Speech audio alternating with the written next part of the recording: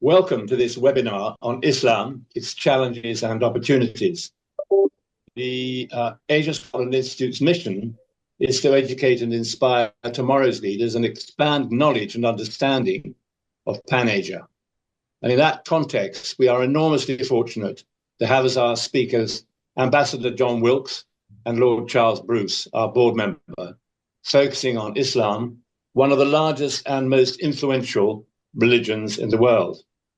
And quoting from a recent article, I see that the view is that Islamophobia has become, I quote, brutally divisive in the UK, and failure to challenge its root causes could lead to more racist riots. So says the head of the UK's leading race equality think tank. Now, to talk about our two speakers in that context, Jon Wilks is a distinguished former British diplomat whose last posting was in Doha from March 2020 to December 23. He was previously ambassador to the Republic of Iraq, Oman, and Yemen. He was also the UK's Syria envoy and regional Arabic spokesman when he was a regular guest in Doha of Al Jazeera. He joined the Foreign Office in 1989 as assistant desk officer in Iran in the Middle East Department, and he has extensive experience of working in the Middle East with previous postings in Yemen, Saudi Arabia, Sudan, and more. He had also served as the deputy head of mission, Baghdad, from 2009 to 2010. A leading Arabist, Jon is now in Oxford, from where he's speaking to us at the Oxford Centre for Islamic Studies. Lord Charles Bruce is a partner in a family-run business based in West Fife, which has its origins as far back as 1570 and is one of the longest-running family businesses in Scotland. Current activities include tourism, hospitality, farming, forestry, property management, sustainable development, and curating an internationally important collection of fine art. He's active in the not-for-profit sector in Scotland and overseas, and his interests include conservation of the built heritage, the fine arts, multiculturalism, education, and the Scottish diaspora. He's chairman of the Kolkata Scottish Heritage Trust, which is running an urban regeneration project in Kolkata, India, and he's a trustee of the Scottish Lime Centre Trust.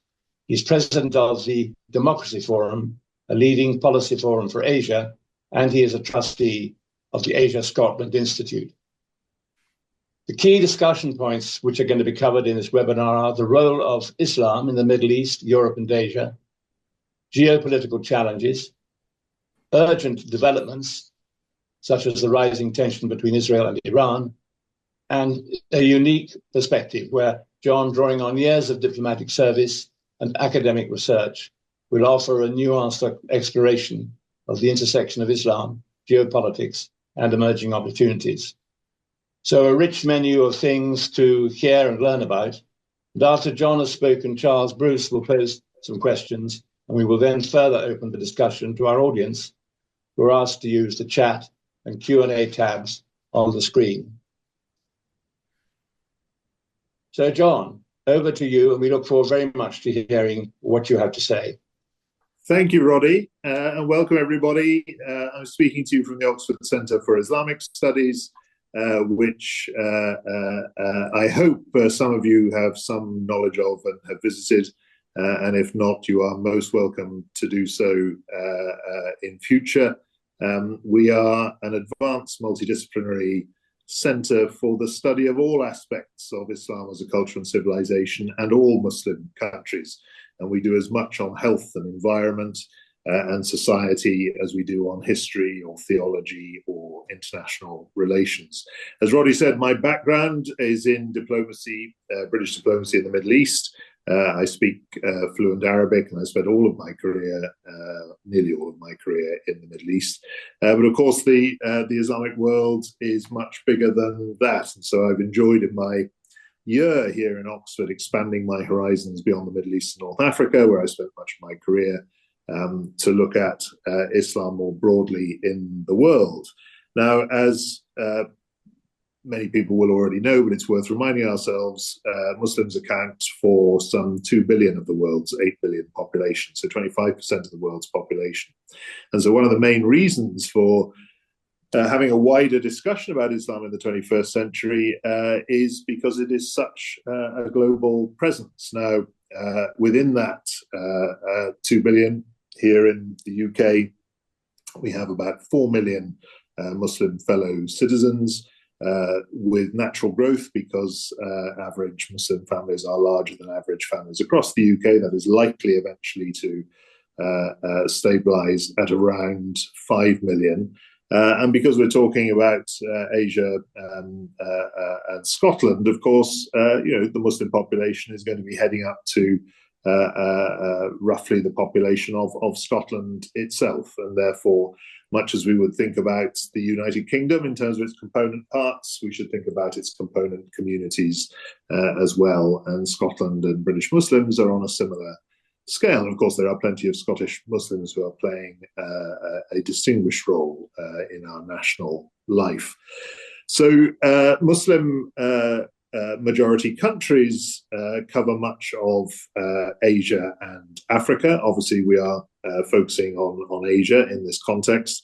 And of course, that means Central Asia, South Asia, and Southeast Asia, as well as West Asia. And it's been my great pleasure to start traveling in some of those further reaches of Asia, supporting the business of the Oxford Centre. But the key point, I think, that it's worth remembering as we talk about Islam, and I'm not particularly going to focus on Islam as a religion, civilization, and culture because we haven't got enough time, is how diverse Islam is and has been. Generalizing about Islam and Muslims should be done with extreme care and humility. And it can only ever be an imperfect way of treating a very big issue in a very short time. But another thing I think we can say is while Islam has certain key pillars, 5 pillars, including belief in God and Muhammad as the seal of the prophets, daily prayers, fasting during Ramadan, the payment of taxation for social purposes, and the pilgrimage to Mecca. And although there is a common holy scripture, the Quran al-Kareem, within that framework, Muslims have actually throughout history, throughout 1400 years, have been flexible, adaptive, and responsive to all other cultures and civilizations with which they've come into contact. And so when we talk about the greatness of Islamic civilization, it's very much about how these core elements of a religion have blended with other cultures and civilizations to create a huge and diverse array of countries and peoples and cultures and civilizations. So it's not just the greatness of this, but the richness of its diversity. And on any view of global history, Islam has left a great civilizational legacy on a par with any of the other great civilizations in global history. Now, of course, the basis of the religion and the histories of these different regions in Africa and Asia mean that there are inevitably differences between those cultures and our own culture, even if those differences are in some ways lessened, but in other ways increased by the fact that we have Islam and Muslims as very much part of our own society. But I'd like in this context to just say that Islam is also historically and deeply a European religion, if not on the same scale and sweep as Christianity. Just worth reminding ourselves that Cordoba in Spain was one of the greatest centers of Islamic civilization at its height in the medieval period, on a par with Baghdad, Damascus, and Cairo. And the Ottoman Empire, which was Islamic, but also primarily a European empire, we shouldn't forget that. It became a part of the system of European powers. Its earliest, largest, and richest provinces were in Europe, in the Balkans. And as a legacy of that empire, some European countries continue to have settled, centuries-old Muslim majority populations. I'm thinking now of Bosnia and Kosovo and Albania. Even if Islam, as it's blended and mixed with the local cultures, has become, in many cases, a secular, non-denominational and basically cultural identity. And to a certain extent, that happened in Central Asia as well, in its contact with Russia, Russian civilization, its experience of the Soviet Union. Istanbul, of course, the capital of the Ottoman Empire, was a successor to the Byzantines, is geographically centered on Old Constantinople on the European shore of the Bosphorus. And Arabic is one of the classical languages of European civilization through which the learning of the ancient world was transmitted to the modern world. In early medieval times, many sciences, including astronomy, medicine, many sciences, you needed to speak Arabic to keep up with the latest research, and texts were being translated into and out of Arabic on a very great scale, and that spread to Europe. Now, I had no connection with Islam or the Middle East before I joined the Foreign Office in 1989, and it always makes me smile when I walk out of the main church in my hometown in Malvern, where tourists are guided around the history of the place and the fact there was a large monastery in Malvern throughout the medieval period. Now the Priory Church is the only part remaining. But one of the notices for tourists talks about the second prior of Malvern Priory in the late 11th century, the 1000s, who was a master of Arabic because he was an astronomer. And he had helped translate and kept up to date with the latest research in astronomy through his Arabic. So there we are in my hometown, very provincial, far away from the geopolitics that we might come to discuss later. Had this connection 1,000 years ago with the Arabic language as a classical language transmitting both modern and ancient knowledge. So for centuries, of course, Christianity and Islam have competed in Spain throughout the medieval period, in the Balkans and Central Europe in the early modern era, in Asia throughout the modern period as Western Russian empires spread, and similarly for Western empires in Africa.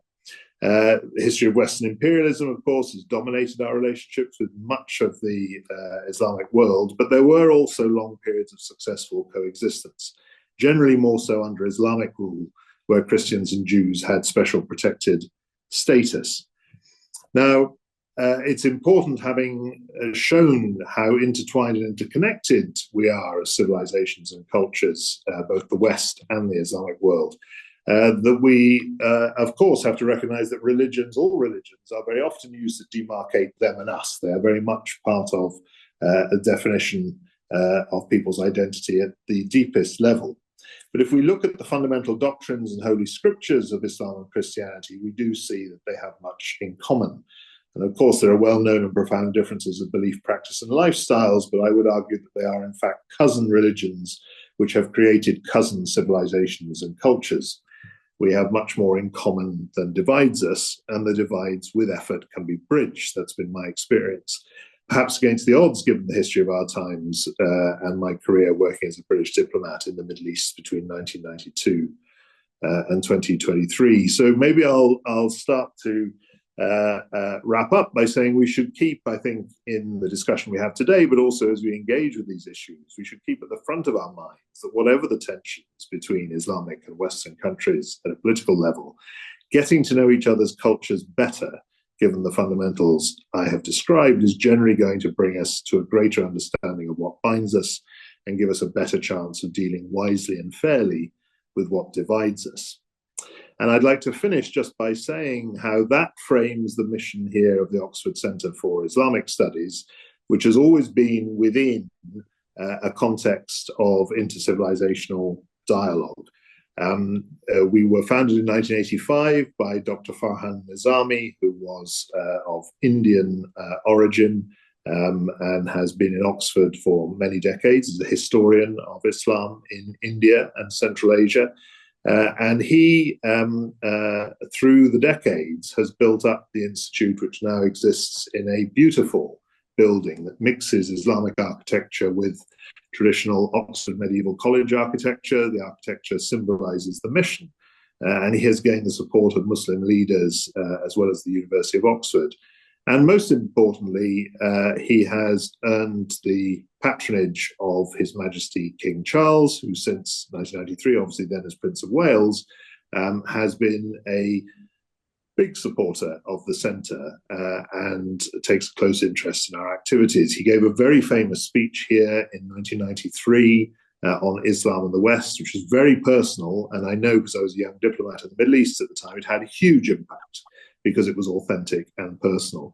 And for those of you who are interested in the subject matter of our discussion today, I would recommend looking at our website where the text of that speech is available, and it still resonates today.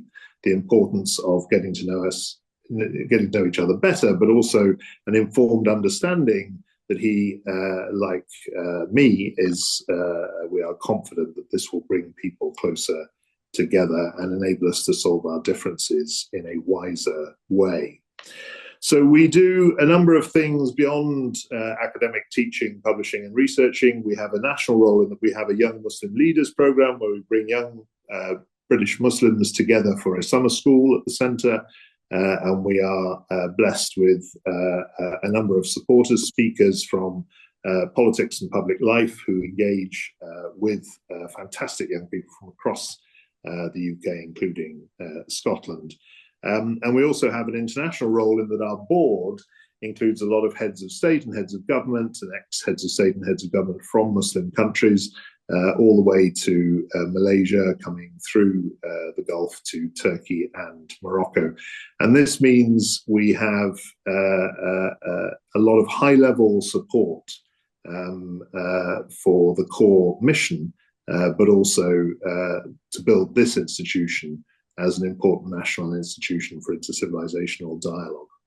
So I think I'm going to leave it at that. There is much more to be said, and I hope to return to some important points during the discussion. But with that, I will hand over to Charles, who I think is going to lead off the discussion, then we're going to go to Q&A.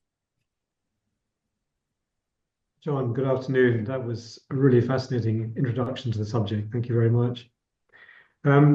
You mentioned the value and importance of the UK's overseas trade with Muslim countries or trading partners with large Muslim populations, such as found in Indonesia and South Asia, West Africa and Central Asia. One of the largest overseas investors in the UK is the Saudi Public Investment Fund, chaired by the Crown Prince, Mohammed bin Salman. And last week, Keir Starmer, Prime Minister, let it be known that shortly he will be visiting the Crown Prince to seek further investment commitments. It's estimated that the total stock of imminent investment in the UK derived from our Gulf trading partners is around £140 billion. But not one of these countries is a democratic state.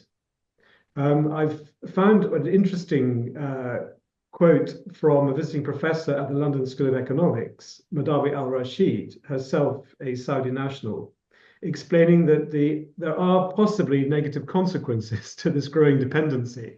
She says, by giving Gulf countries the opportunity to invest in Britain, despite their record on human rights, Britain becomes more dependent on these countries and less able to voice a critical opinion of autocratic rule.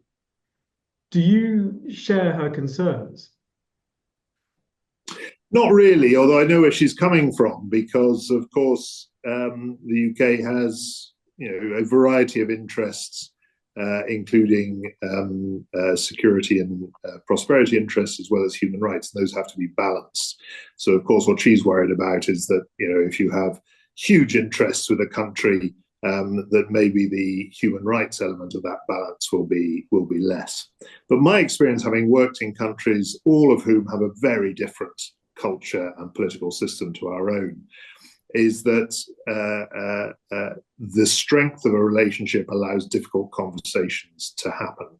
And that certainly in the countries that I worked in the Gulf, engagement did produce positive results, although what you couldn't do was impose your values and your system on others. So I think you have to be very careful with this idea that we should not engage with countries that are different to ourselves.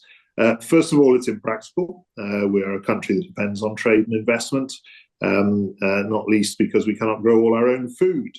And if we only traded with countries who were of similar systems and similar value sets, we would be very poor and we'd be very insecure as well.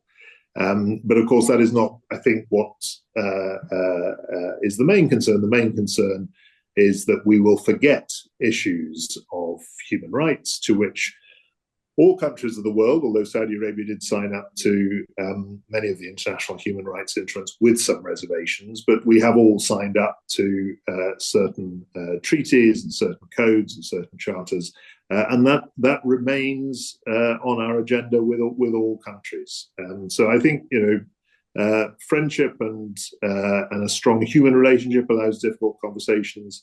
We have to engage with countries that are very different to our own.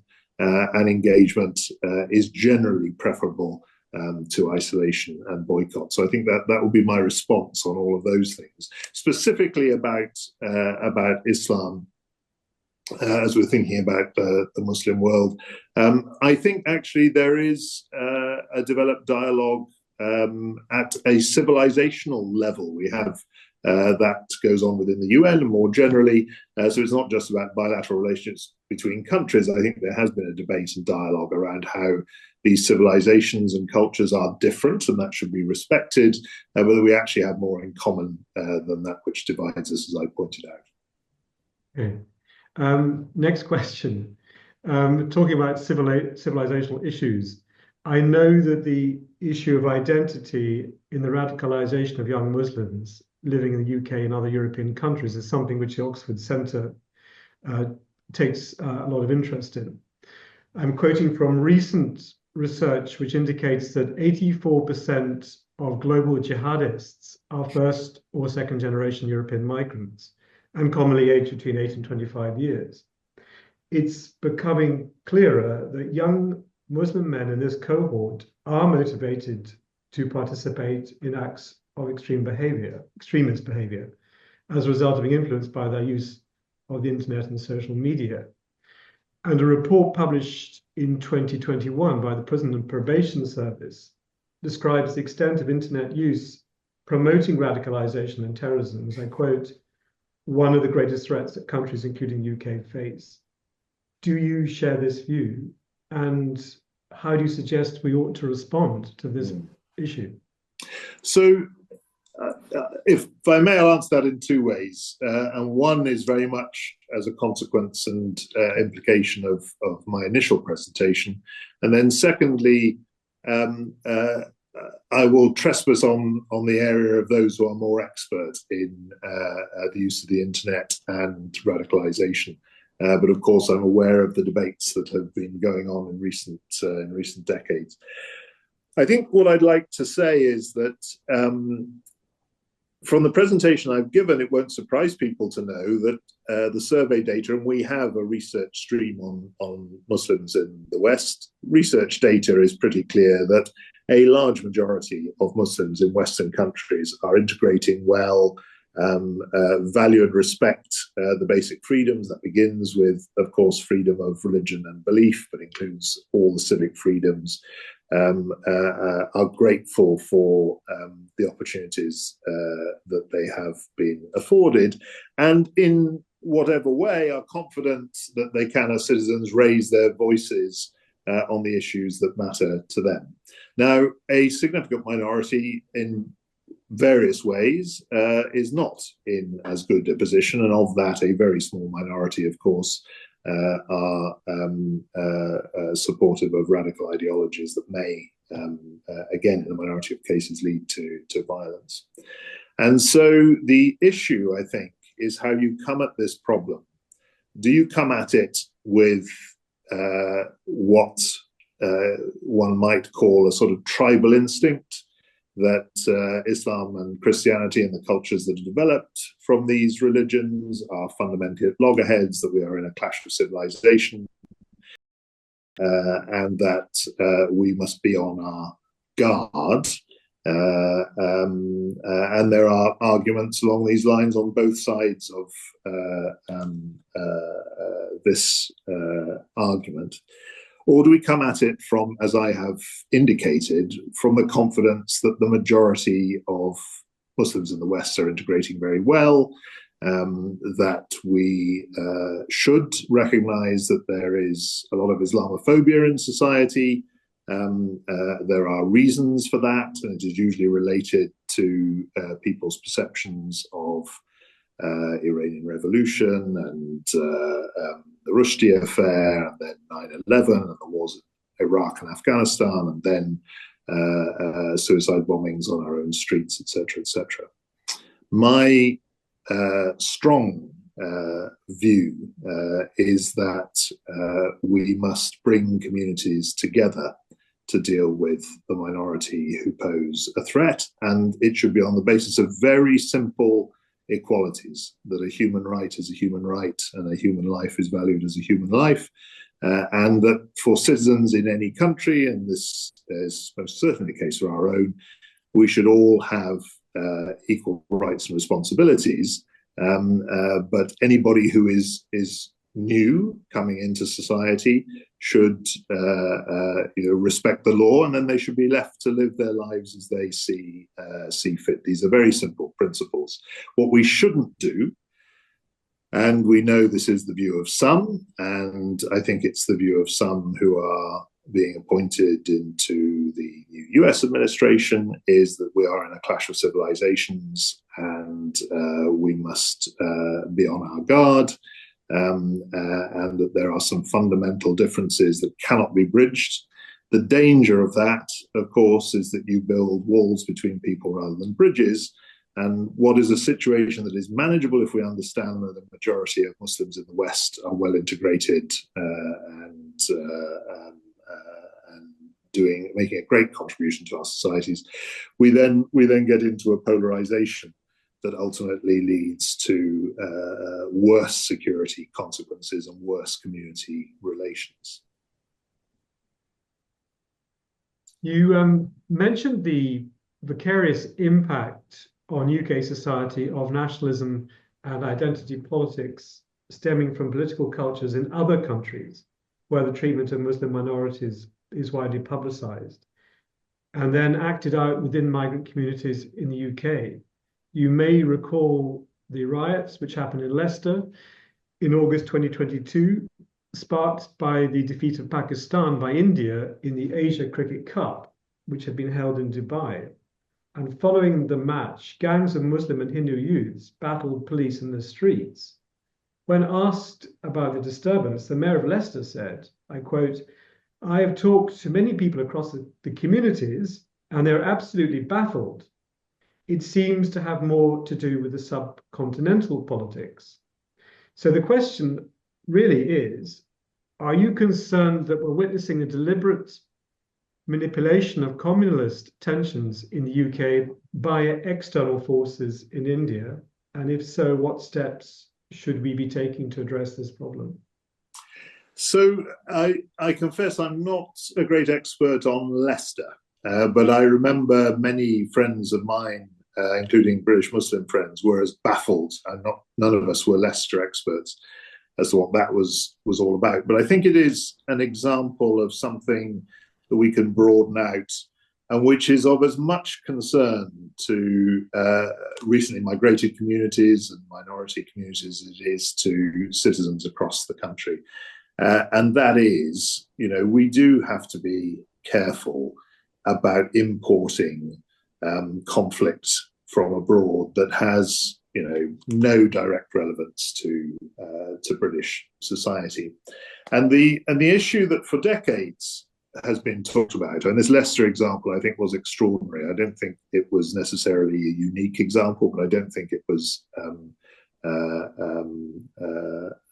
a regular example. But very often people have talked about the fact that our asylum system has often been very welcoming of quite radical Islamists who have faced torture in their own countries, and on that basis have been granted asylum, but have not abided by, or barely abided by, this basic ideal that if you come to the country, you should respect its laws. And I think there is great questioning in all communities, and it's as much in those communities recently migrated and in these Muslim communities that are well integrated, with this, as there is concern in wider society.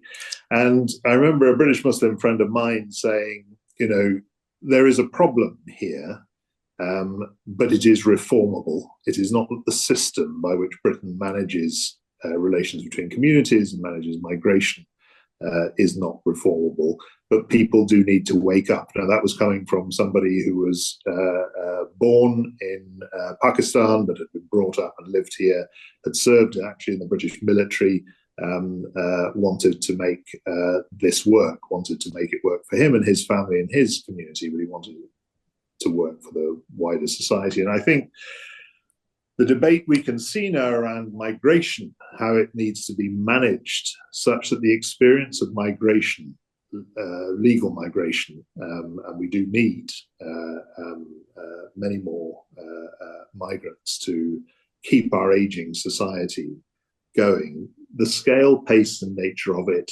has to be taken into account, because the experience right now of those communities that are indigenous or those communities that are well settled, as well as the newly migrated communities, is unsatisfactory for all. I can see it, having been a diplomat abroad where I knew this was an issue in politics. I'm now living back in the UK permanently for the first time in 17 years, and nobody is happy. So we're going to have to look again at the way our society has dealt with these issues. I want to play a part in that because, as somebody, I'm a non-Muslim who has lived much in my life and my work, has been involved with Muslim countries and with British Muslims. I'm comfortable and knowledgeable about the issues. I can take the flak when it comes to foreign policy, and I can practice my own self-criticism, both personally and on behalf of my government, but to do so confident that we can in this country, you know, reform our system such that, you know, we have commitments over and above beyond just respecting the law, to support loyalty towards a value set that allows everybody to play a part in society and to contribute. We are not there yet. And I think the discussions we're having here in our session now, but more widely across the country, need to be very honest, while being respectful of the different viewpoints at play. Jon, thank you for that. I wonder if you could give us some commentary on how effective dialogue is with the leaders of the Muslim community in the UK. I mean, there are, I suppose, various mechanisms for that now, but as you look at them, how effective are they really? Well, I'm just exploring this. I want to find out personally, because I don't just want to hear what people are saying, but people are unhappy generally.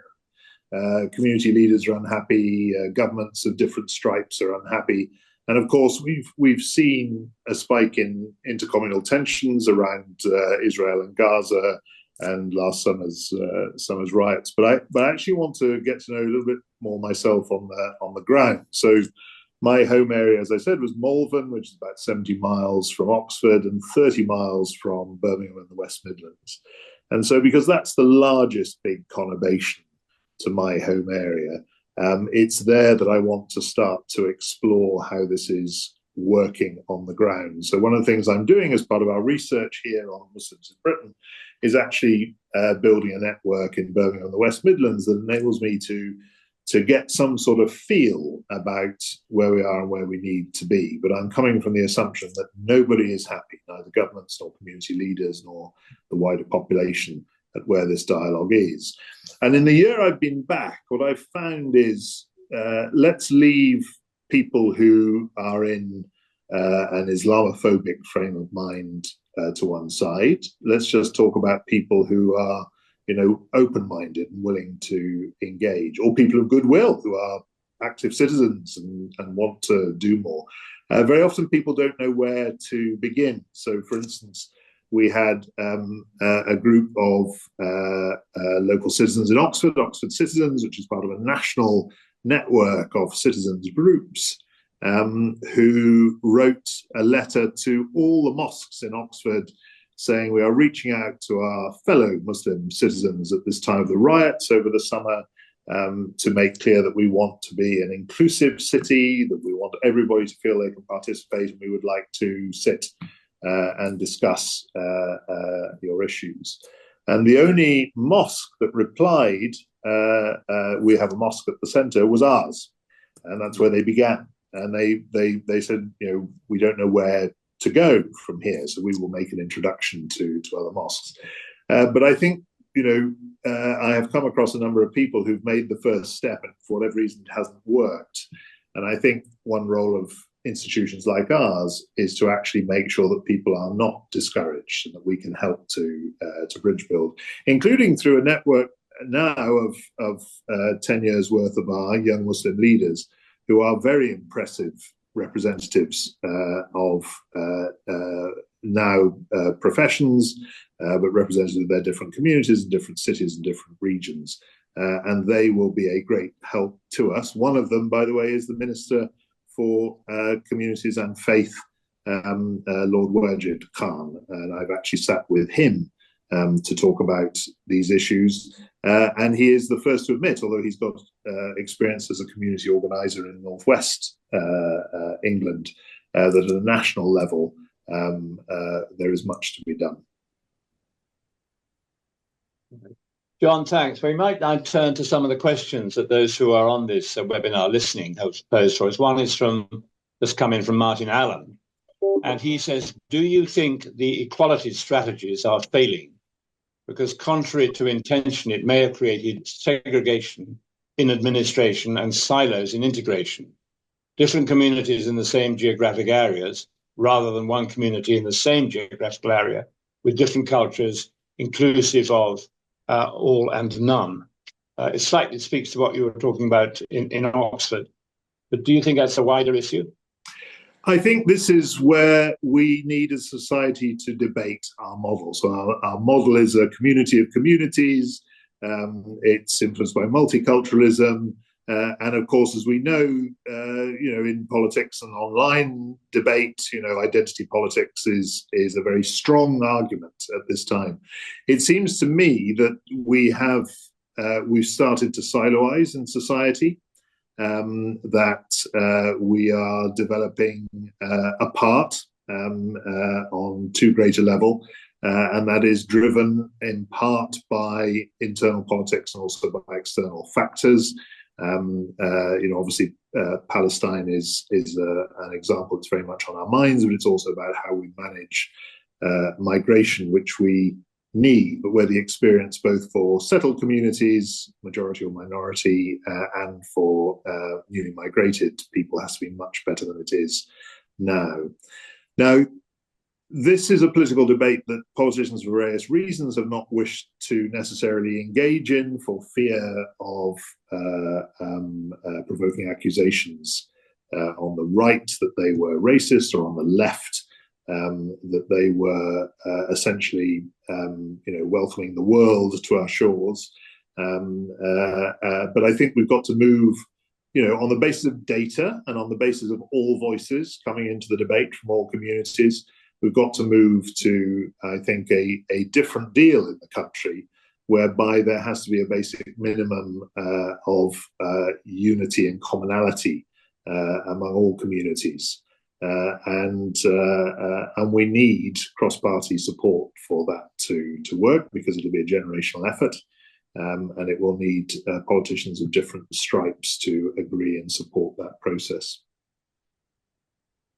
You commented, Jon, right at the beginning of your talk about the incoming US administration, and that amongst those picked for that administration, which will become effective, I guess, in January, there are those who don't seem to understand the importance of, if you like, minimizing some of the cultural differences between people. What did you have in mind there, or were there specific people who stand?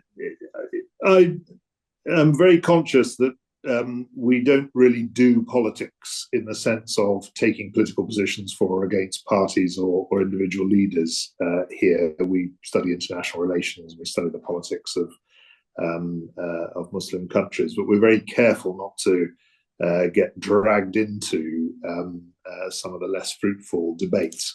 But what I was saying is, and I think it is fair to point this out, I'm not going to duck this one, that there have been voices, and of course, President Trump himself has said things, which suggests that a little more polarization around the role of Muslims in the West would help people to understand the issues that were at stake, and whether that's related to internal security or whether that's related to migration. I do not think that that is the right approach. I don't think it's the approach, by the way, that is being taken in Britain, although we know there are voices on what's called the hard right and the far right that are polarizing in the extreme. I think we should recognize the important data that I referred to, which is not just data that we produce, but data that other organizations produce, to show that we're not doing too badly in terms of the integration of Muslim communities into British life. But we shouldn't be complacent. The system is not working for anybody at the moment, I don't think. And that needs a proper, honest national debate, but not through polarization, rather data-based and making sure all voices are heard. Thanks. Charles, I know you have a lot of interaction with other countries, some of which are Muslims. Would you like to comment on the things that we need to be aware of when dealing with those other cultures? Thanks, Roddy. My interest really is to try and develop an understanding of issues which we can have hold in common. Interestingly, in Edinburgh next year, we're celebrating 900 years of Edinburgh's formation as a city, and the connection with the subcontinent of India is extraordinarily important to that. And we're going to be unveiling a bust of Rabindranath Tagore, who is the poet who wrote the national anthem for India and Bangladesh, and is a seminal figure in connecting Muslim and Hindu populations in the subcontinent. And that really is the sort of cultural connection that we're trying to establish, that we have a lot of advantages in this country of being able to hold those cultural icons up in order to provide relevance for today. So, I mean, I think there are a lot of things that we can be doing, absolutely. And I'm really impressed with the work of the Oxford Centre, and hope to possibly connect the Oxford Centre to things that we're doing in Scotland. Well, thanks, Charles. I should come back on that and say that we would like to expand our sort of young Muslim leaders style conferences, not just as a national summer school, but to go out to other parts of the country. And we would love to come and do something in Scotland. And in fact, I've already started conversations about that. And so if that progresses, I will stay in touch with you and with Roddy and with Asia Scotland Institute, because we'd love to partner with you. Thank you. There's another question here, which is, I think it's sort of pretty focused, but I'm sure at the Institute you'll be able to deal with this. What about the Coptic people in Egypt and their resistance to speaking Arabic whilst maintaining their Christianity? Is that something you ever looked at? I mean, I learned Arabic in Egypt, and I wasn't aware that the Copts were rejecting Arabic. But Arabic is a language of all the peoples of the Middle East, and the Bible has been translated into Arabic. Christian communities, all of them much smaller now, have been rooted in the Middle East. And of course, as the Copts always say, we've been here the longest, going back to before the days of the arrival of Islam in the country. I do think that Arabic as a language and a culture, although it is so closely associated with Islam because of the language of the Quran, is nevertheless, and was in history and is still today, a binding factor between communities. Arab nationalism was very often advocated by Arab Christians as a way of dealing with diversity in the region. And I think, I've just been in Kurdistan, Iraq, where a lot of young Kurds are refusing to learn Arabic. And there's a sort of reaction to oppression by Arabs in past decades and past centuries. But I think that's taking the wrong approach. I think the learning of languages, particularly if it's languages that are very widely spoken in your own region, is the way to build bridges, not to refuse to learn or use those languages. I hadn't heard that was true of Copts. I know it has been true of some of the Berbers in Northwest Africa, and is true of some of the Kurds, but that is quite the opposite of what I would recommend. Thank you, Jon. And for those who don't really know it, it would be good to remind them, can you just touch on the split between Sunni and Shia within Islam? So obviously this is something that has come to the fore in recent decades, not least after the invasion and occupation of Iraq in 2003. So I was talking earlier on about how there have been many frictions and conflicts between Islam and Christianity and Islam and other religions. There, of course, have been internal divisions and conflicts from time to time. Although when I look at the history, say, of Europe compared to the history of the Middle East, even with conflicts and frictions between different communities, Sunni and Shia, and there are other sects in the Middle East, whether they're Islamic or influenced by Islam, coexistence has actually, for a lot of that history, been the norm. And when we look at the level of death and destruction, even in the 20th century, Europe's record is still worse than the Middle East. So I think we need to be wary of those who seek to polarize, whether they are sectarian politicians in the Middle East or in our own countries. Thanks. Here's a comment or a question from Belinda Drake. She says, thank you for the very interesting dialogue. The 84% mentioned by Charles Bruce about jihadists being second generation needs clarifying, please. Yes, yeah, no, this is really interesting. So we're not doing research specifically on jihadis at the centre, but of course I've read over the decades such research, and that sort of figure probably is representative. I'm not going to challenge it.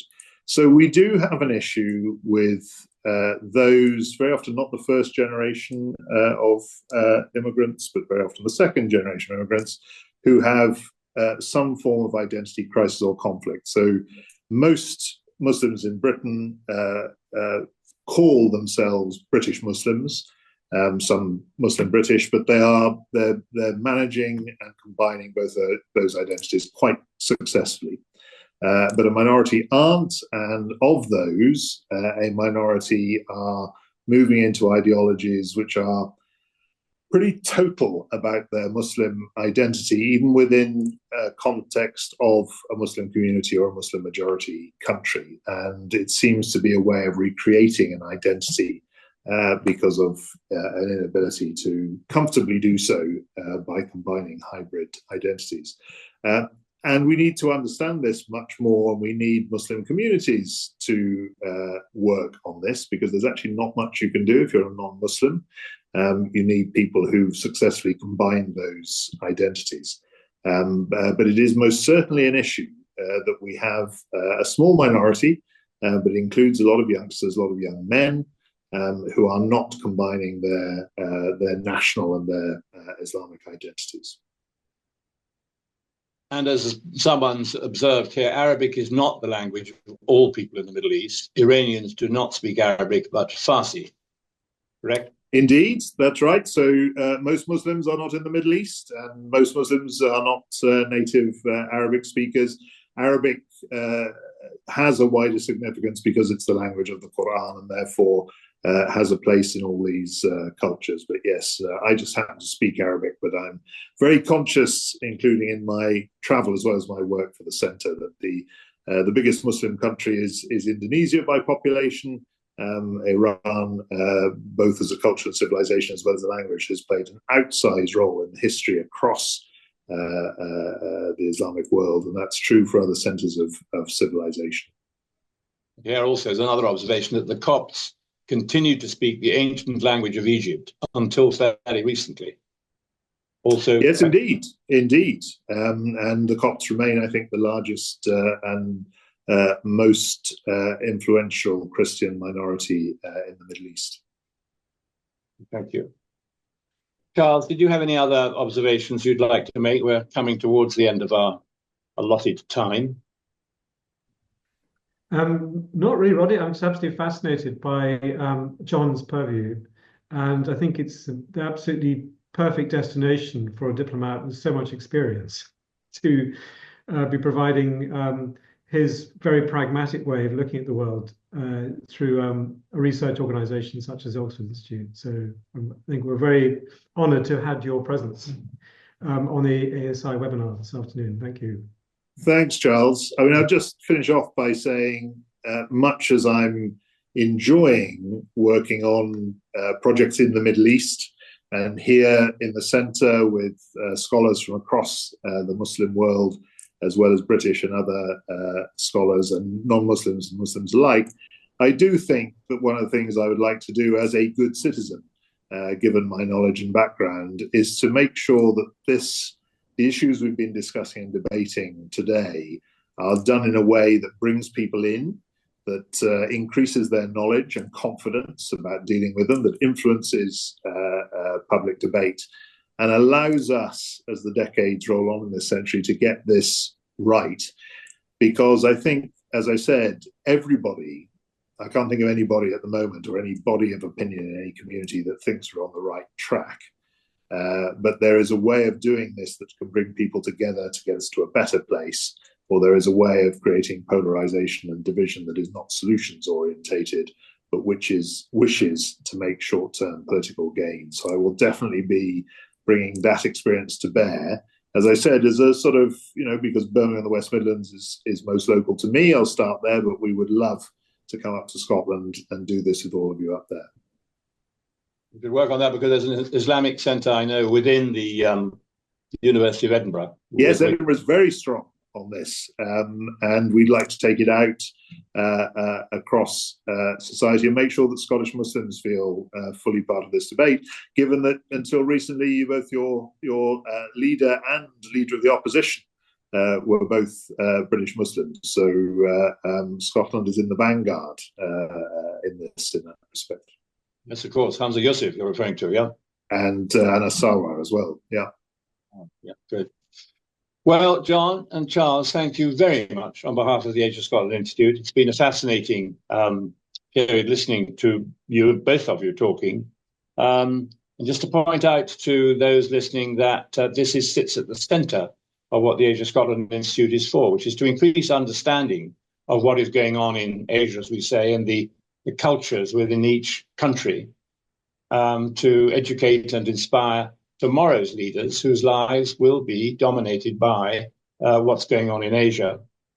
And just to mention also that our next webinar is on the 29th, which is Friday, where we're going to be looking at the impact of the post-election USA on foreign policy. And we will have two very interesting speakers, James Arroyo, who you will probably know, Jon, who is the director of the Ditchley Foundation, and his colleague from the United States, John Bellinger, who is adjunct senior fellow for international and national security law at the Council on Foreign Relations and linked with Ditchley in the United States. I know James very well. We learned Arabic together 30 years ago. Okay, good. Excellent. So to everybody listening on this webinar, thank you for attending. Jon, to you, stay safe. And Charles, to you, thank you very much indeed. Thanks, everybody. Thank you, Roddy. Thanks, Charles. Thanks, everybody.